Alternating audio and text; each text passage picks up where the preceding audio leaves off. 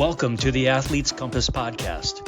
Join us each week as sports scientist and founder of Athletica AI, Dr. Paul Laursen, athlete, coach, and sports scientist Marjaana Rakai, coach and cyclist Paul Warloski, and everyday athletes discuss training, racing, and improving health and fitness. Get ready for your journey to peak performance.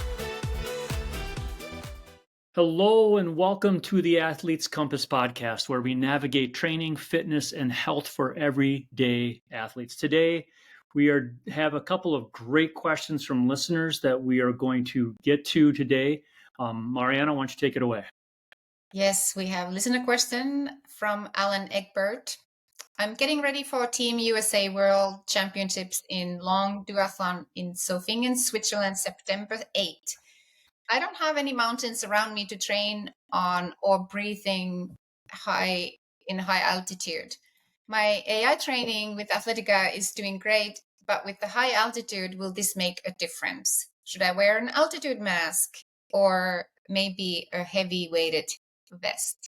Yeah. Hey, Alan, that's a great question, man. And I would highly recommend that you have a listen to one of the most recent podcasts that I did on the Training Science podcast, our sister podcast. And in it, I was able to interview Professor Chris Minson of Oregon State University. And Professor Chris is a world expert in the application of heat. And one of the things that he actually has discovered in his research is how you can use heat as a stimulus for altitude training. In other words, it kind of does what we've discovered is that it actually does some of the same sorts of things that altitude training does. Now, one of the things that we know altitude training does is we get a release of erythropoietin, and that is the hormone that causes for more red blood cells to be produced in your bone marrow. Okay, that's how we get more red blood cells. That's why, we've heard of EPO as one of the drugs that the professional cyclists and endurance runners tended to have used, and cross-country skiers, Marjaana, they use that for doping, right? So, but we want, of course, the natural release of that. That's why we do altitude training. And what Chris and his team and others have discovered is that you actually get a similar response for heat training. And let me tell you why. The reason is because when you get hot, when you exercise, you get this expansion of the water component that's in your bloodstream, the plasma volume. And what that causes a relative dilution. Basically, you trick the body to think that you're at altitude. So it winds up producing more EPO. It winds up producing more red blood cells, and you counter that. That basically you're getting the same sort of thing that you would get if you were going to altitude. So number one, Alan, if I would, I'm not sure where you live in the world, but we can all get some level of heat in our training, and this is kind of one of the things that Professor Chris said in the podcast. He said that basically, you can't lose getting hot when you exercise. Like you just not the only. You have to be a little bit careful in terms of the amount of stress that you're getting, but in general, you're going to be getting all the key things that you need for any sort of performance. And he was explaining performance in cool environments even, right? Just like we know altitude assists with as well. But it will also help you for your Zolfinger race in September. So I would add that first. Had Steve Neal on the podcast, on the Training Science podcast, and one of the things that he actually showed was the Breathe Way Better bag. I think, Paul, you might have one of these too. I do. But basically, the Breathe Way Better bag allows you for some respiratory muscle training as well. So that is another excellent one. Basically, you breathe through the bag here. Isocapnic Breathe Way Better bag, and there's an app that kind of comes with that as well, and it trains your respiratory muscles and it strengthens those. And these are enhancing things like your VO2 max, right? You think when you're breathing at high flow rates, you need to have strong respiratory muscles to do that. So ultimately, this gives you extra leverage to your respiratory muscles to make them stronger, so that you don't they don't fatigue and cause this reflex to go back to your brain to cause you to fatigue. So it's called the metabolic reflex, and it's something that you can train with a Breathe Way Better bag. So I would recommend those two as key things for your Zolfinger race. 1, adding heat. 2, adding some respiratory muscle training if you can. And the isocapnic is a relatively affordable means to do that. I think it's about $300, I think, to get a Breathe Way Better bag or thereabouts. Yeah, I think we've talked a bit about using heat for altitude racing. He's also asking if he should wear an altitude mask, like you see sometimes athletes wearing, I don't know what the masks are called, but they kind of restrict the air inflow, kind of like the Breathe Way Better bag, but you take it with you when you're training. Would that be something that would help him? Yes, I think they're called the Go-To altitude masks.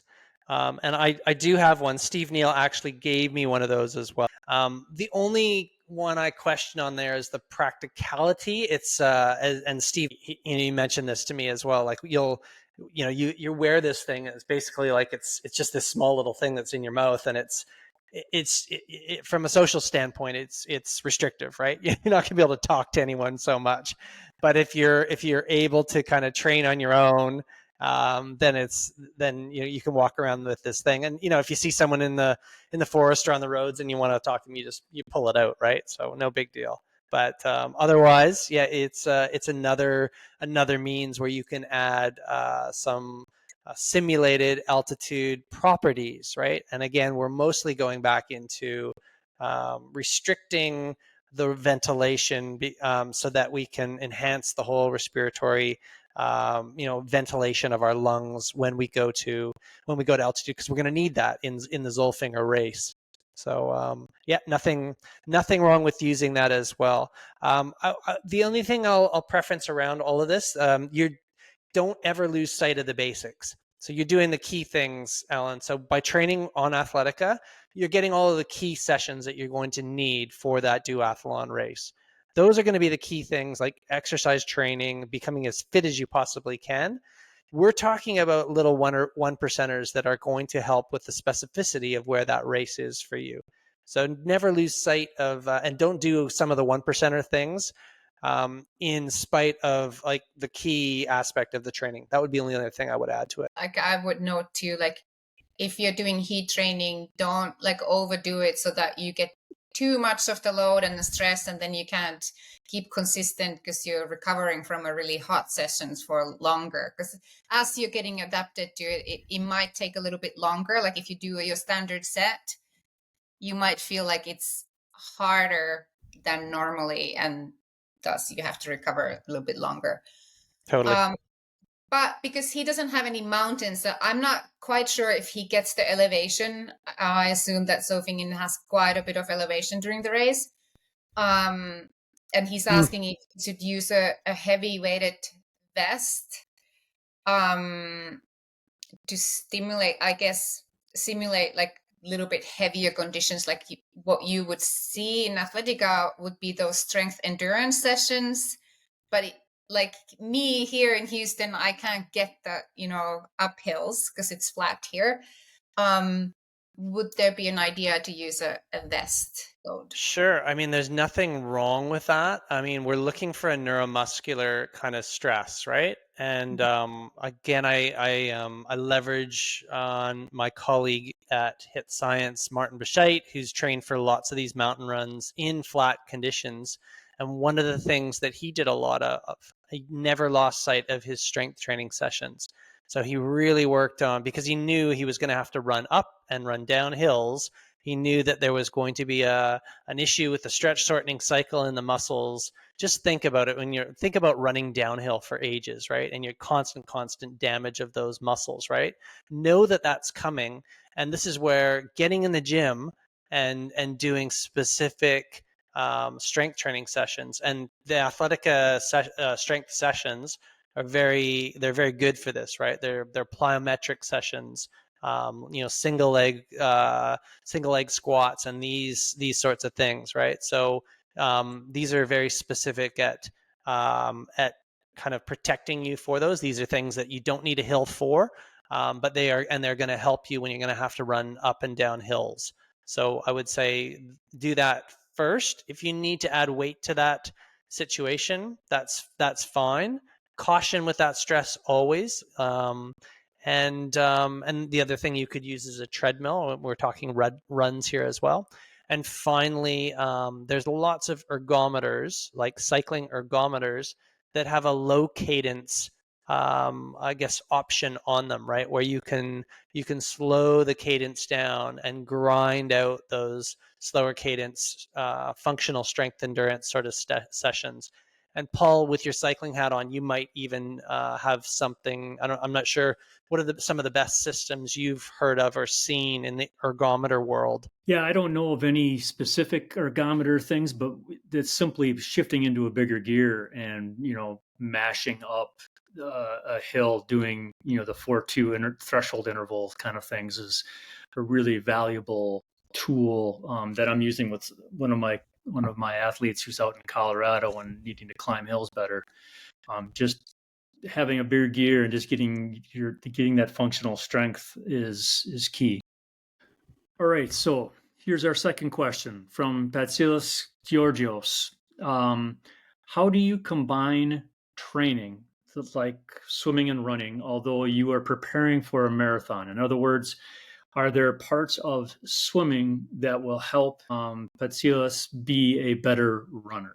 Yes, the answer is yes, absolutely. And just actually we're having a bit of a debate in the back end of Athletica on this exact issue, and it came from the you'll notice if you're a runner and you're checking out the Athletica plans, a lot of them, we get some complaints sometimes because there are cross-training cycling sessions on the running plans. And you're like, well, what the heck? I'm a runner. I don't want a bike. And that's fine. If you have that philosophy, no problem. But, and again, if you want to look further into the science behind this, I encourage you to have a listen to Bas van Huren, who is a world-class runner, but also a sports scientist. And he was on the sister podcast, the Training Science podcast, and his philosophy aligns with this. When you actually have cross-training conditioning sessions alongside that running, you are allowing your body to not have that neuromuscular stress that we were trying to get that for Alan. That's what we were talking about with the weighted vests and the low cadence strength endurance stuff and the weight training. We're kind of taking the opposite philosophy here. Now we're actually trying to remove that neuromuscular stress, but we're working on the metabolic aerobic conditioning, right? And it's all about balancing these various different stresses. So for Patsilis, he is looking at trying to enhance the metabolic conditioning, but with either the swimming or the running, strengthen the heart and lungs and the metabolic system, but kind of almost you're supplementing that to the overall run training. So the answer is certainly yes, do that, and especially if it makes you feel good. And there's all these various different benefits that you're getting, mostly central and metabolic. When I say metabolic, your ability to burn fuels, carbohydrates and fats mostly, right? You're enhancing your ability to burn fat when you do that extra training outside of your specific running, and you're not actually doing any extra damage that would get from adding like another run session, right? Like intuitively we'd think, first of all, to enhance our performance, add more run stress. I'll be a better runner there. But you got to be so cautious with that, right? We're always, because that is that specific neuromuscular, musculoskeletal stress they call it. Think about muscle soreness, right? You don't want to make your body more sore, but how can I still get a training bump? And you do that from adding swimming and cycling to your marathon plan, Patsilis. So that's my thoughts.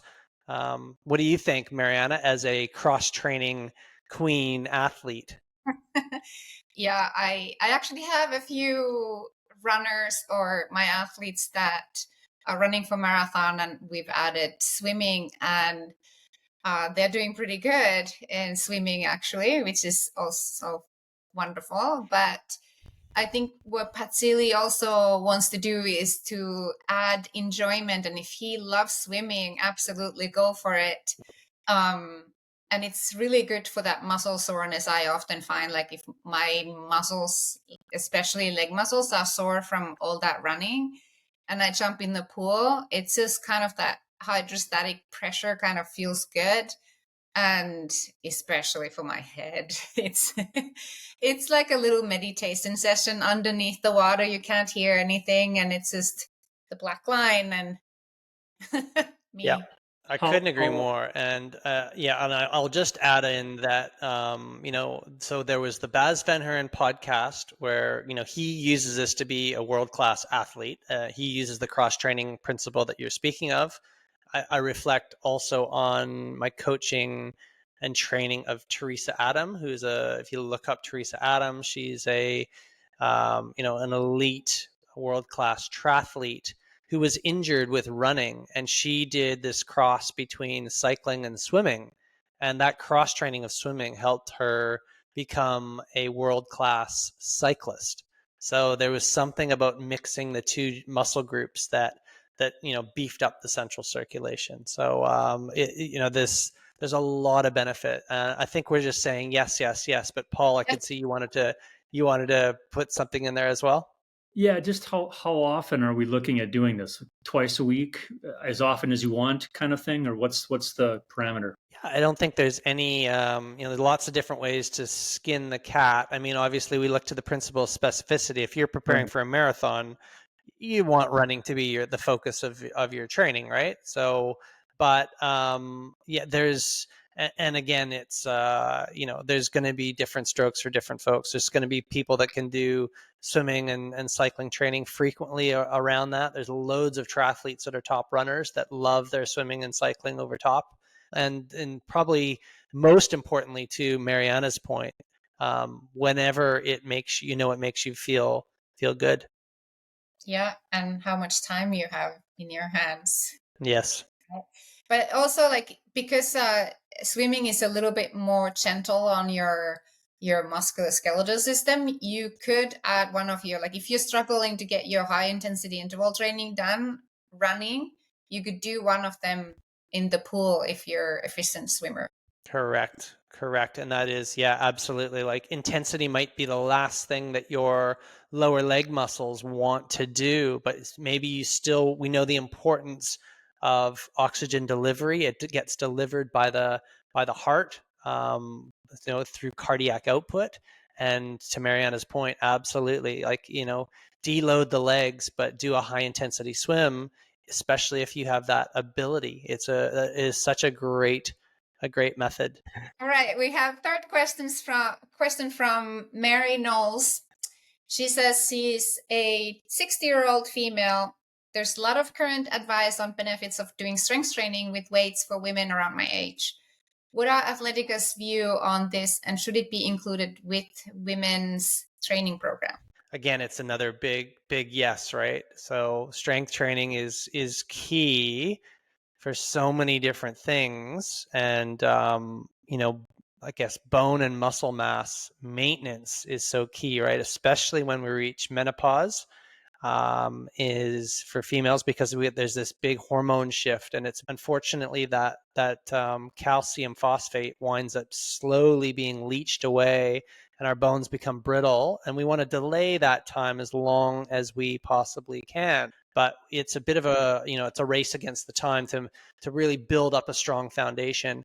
But what the research has shown, that we can slow that process down if we do strength training. So resistance training is one of the things that keeps bone together strong, and it keeps muscle mass on. And this is going to prevent falls and breaks, especially when we look to the later years, which we're hopefully all going towards. Yeah. Yes. So important, and not just for 60-year-olds, but already women in their 30s should be doing strength training. Now we could go into details. What kind of strength training are they doing? In Athletica, we already have strength endurance work and hill sprints, which are great.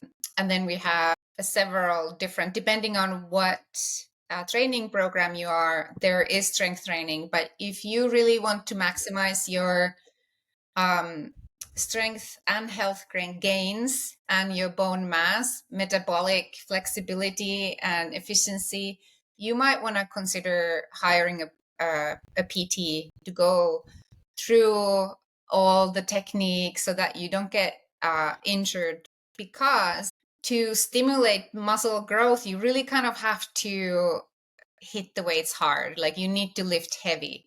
And you can't go from 0 to hero, right? Because you're most likely going to get injured. So you need to find somebody to help you build a program that progressively takes you from, building your stability, balance, mobility. You want to have some kind of fast feet there, quickness. Because as we age, we don't want to be tripping when we reach out and, grab flour or whatever we want to grab from toothpaste or a pack of toilet paper from the upper shelf. So we want to incorporate all different kinds of elements in our strength training, right? So you want to kind of take a long-term perspective, make sure that those elements are in your program, and then build to like a hypertrophy kind of work where you lift heavy but only few reps. Like this, you're making me think of the Peter Attia Outlive book, and I love how Peter kind of he asks us to reverse engineer the process. So Mary, you're 60-year-old female, and what Peter suggests in his Outlive book is that you think about being 20 years down the road, think about being an 80-year-old female. What do you want to do when you're 80 years of age? Think about the tasks that you want to be good at. Then reverse engineer those tasks. And like Marjaana was saying, how are you going to work on your balance? How are you going to work on your strength? And like, imagine a simple task of, say you want to travel when you're 80 and you want to be able to lift your bag into the carry-on upper, compartment on your plane or your bus or wherever you are. Imagine that movement. Can you do that movement? And how can we put a program in place that actually allows you to do that movement or whatever it is, but reverse engineer it back and work with a professional to progress the weights and the movement and all those different features that Marjaana was sort of talking about so that you can do these various different tasks. You gotta think like what you want your life to be when you're 80, 90-year-old. You also want to load the bone with jumps. And for an 80-year-old, this might sound horrible, but if you start now, you're going to be able to, because you might have to jump off something without hurting yourself. So jumps are really important to stimulate the bone growth. Women need to make sure that they have enough protein and creatine in their diet. And Dr. Laursen, you did episode with the Training Science podcast with Dr. Jose Antonio. Can you kind of summarize what Dr. Antonio was saying about protein and creatine intake? For sure. So just to give the listener some background, so Dr. Antonio is what, like, one of the leading experts in the world of nutrition, editor of the Nutrition International Journal of Sports Nutrition, and he's led these position stands with all the scientists on creatine, caffeine, and protein. Well, and in the context of this conversation here, specific, and the two that really couple together is both creatine, which is a supplement, but it's also we get creatine when we have meat. It winds up going in and into the muscle cells and actually forms an energy reservoir called creatine phosphate. So, yeah, basically what Dr. Antonio was saying was that there's almost no drawback to having creatine as a supplement. And this is especially if you think that it's possible at meat level in your diet is on the lower side. If you don't consume a lot of meat in your diet, you will be one that is a responder to creatine. And to Marjaana's point, and what we're saying here, we can do all these various different stressors to enhance our balance, our strength, our power.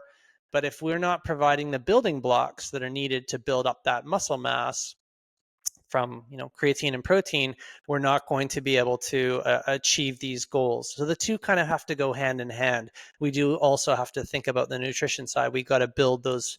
We got to give the resources that the body needs also to build a stronger you. So so think about your diet. Are you having a very quite a bit of protein in your diet? And we're talking, upwards of 2 grams per kilogram body weight. Are you above that 2 grams per kilogram body weight? Then, you're probably okay, and maybe you can disregard this recommendation. Dr. Antonio still says you probably to have a little bit supplemented probably can't go wrong. It was his opinion. And certainly if you're on the lower side, more into the vegetarian, vegan kind of side, you're certainly going to benefit from this. And then I think that was generally the recommendations there for creatine and protein.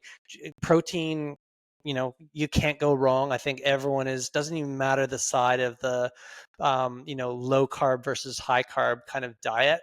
Every single person agrees that you need lots of protein in your diet to enhance your well-being, health, wellness, performance, right? So can't go kind of wrong there. And certainly try to shoot above 2 grams per kilogram. The RDA, whatever you go with, everyone says it's absolute bunk. Don't listen to that. If you want to be healthy, strong, robust individual, get more protein in your diet. Creatine comes with protein generally. So this is why I'm kind of just saying focus on the protein. Yeah, I think the RDA is like 0.8 grams per body weight. Correct. It's like the minimal amount to live, like to survive. But not thrive. But not thrive. That's way too little. And I think a lot, like, common misconception is that endurance athletes don't need as much protein as, for example, somebody who is focusing on like bodybuilders or focusing on building their muscle mass. But absolutely, like, it's the opposite, actually. It's the endurance athletes, for whatever reason. It's the endurance athletes. I think there's just more breakdown that occurs with more movement and these sorts of things. But it's actually the opposite. So the endurance athletes actually need the most, even compared to a big gym junkie that you might see, like a CrossFit guy or gal that's just all jacked up. It's actually the endurance athlete that needs more protein than the strength training focused individual. And I think, like, what might be surprising to a lot of people is that protein actually helps build bone mass, right? Like, you would think that, okay, Totally. what is bone made of? Like, calcium, you need to have your milk or whatever, but you need lots of protein in your diet to build those strong bones and muscles. Yeah, for everything, right? And for mood as well, right? Like if you or someone you know is suffering from mental health issues, focus on the protein as well. Like the protein is used, and the things that are coming with the protein, with like the essential fatty acids, those are coming to form all of the various different neurotransmitters and hormones and all the various different things that we need to maintain a happy and healthy mood as well. So if mental health is a challenge, also focus on the protein I've in your been diet. chewing up a piece of steak last week. Also immune function, right? Yeah, absolutely, exactly. Like the entire immune system is built on all of the various different components. They all are built with amino acids and fatty acids, which usually you'll get from protein sources. I know Athletica is working with strength programming. Can you give us an update? Yes, I'm actually, as we speak, I'm preparing for a big podcast with Stephen Webster of a Sensei. And a Sensei is is kind of the equivalent for Athletica in the biomechanic and strength training field. But we're looking at various different means where, Athletica can also bring an AI strength training service into its athletes as well. So, and a Sensei is like others for HRV, they actually have like what's called an SDK, a piece that you can basically attach to your product that will give you these similar sort of benefits too. So this is a bit of a long-term development. We're still moving around with things on this, but it's like everything. Rome was not built in a day, but we are working hard in the background to bring something that is going to be helpful in this whole world of AI training programming for athletes and services for coaches. Awesome. That's all for this week. Thanks for listening, and join us next week for the Athletes Compass podcast. Ask your training questions in the comments and our social media. That's where today's questions come from. Thank you for taking a moment to give us a 5-star review. Paul, Marjaana, and I are professional endurance sport coaches with limited availability. Contact us for an appointment. Let's talk. For Marjaana Rakai and Dr. Paul Laursen, I'm Paul Warloski, and this has been the Athletes Compass podcast. Thanks for listening. We hope you enjoyed another episode of the Athletes Compass podcast, your North Star through the sometimes complicated world of training for your endurance sport. For a deeper dive into the science of endurance sports, listen to the Training Science podcast and check out the adaptive AI training platform, Athletica AI. And thanks.